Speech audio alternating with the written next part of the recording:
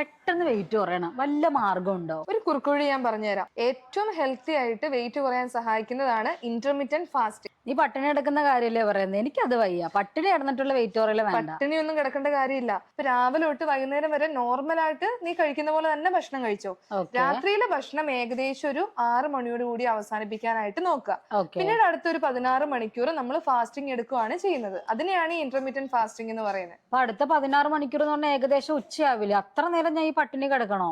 അത്രയൊന്നും ആവില്ല. ഇപ്പൊ വൈകുന്നേരം 6 മണിക്ക് ഭക്ഷണം നിർത്തി കഴിഞ്ഞാൽ പിറ്റേ ദിവസം 10 മണി വരെ, രാവിലെ ഓക്കെ 10 മണി വരെ ഫാസ്റ്റിംഗ് എടുത്തിട്ട് 10 മണിക്ക് ശേഷം ബ്രേക്ക്ഫാസ്റ്റ് കഴിക്കാം.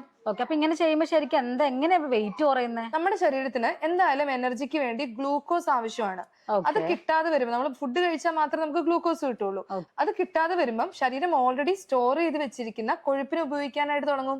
അങ്ങനെ പതിയെ ഫാറ്റ് ബേൺ ആവും. ഫാറ്റ് ബേൺ ആവുമ്പോൾ വെയിറ്റ് ലോസ് സംഭവിക്കും. ഇതാണ് ഇന്റർമീഡിയറ്റ് ഫാസ്റ്റിംഗിൽ നടക്കുന്നത്. ഓക്കെ. അപ്പൊ അങ്ങനെയാണെങ്കിൽ ഇത് എല്ലാവർക്കും ചെയ്യാൻ പറ്റുമോ? പൊതുവെ അസിഡിറ്റി ഉള്ളവർക്ക് നമ്മൾ ഇന്റർമീഡിയറ്റ് ഫാസ്റ്റിംഗ് സജസ്റ്റ് ചെയ്യാറില്ല. കാരണം എന്താന്ന് വെച്ച് കഴിഞ്ഞാൽ അവർക്ക് ആസിഡ് റിഫ്ലക്സ് കൂടാനുള്ള ചാൻസ് ഉണ്ട്. ബാക്കി എല്ലാവർക്കും ഏകദേശം ചെയ്യാം. അങ്ങനെയാണെങ്കിൽ നാളെ മുതൽ ഞാൻ ഇന്റർമീഡിയറ്റ് ഫാസ്റ്റിംഗ് ചെയ്ത് വെയിറ്റ് കുറച്ചിട്ടേ കാര്യമുള്ളൂ. എന്തായാലും ട്രൈ ചെയ്ത് നോക്ക്.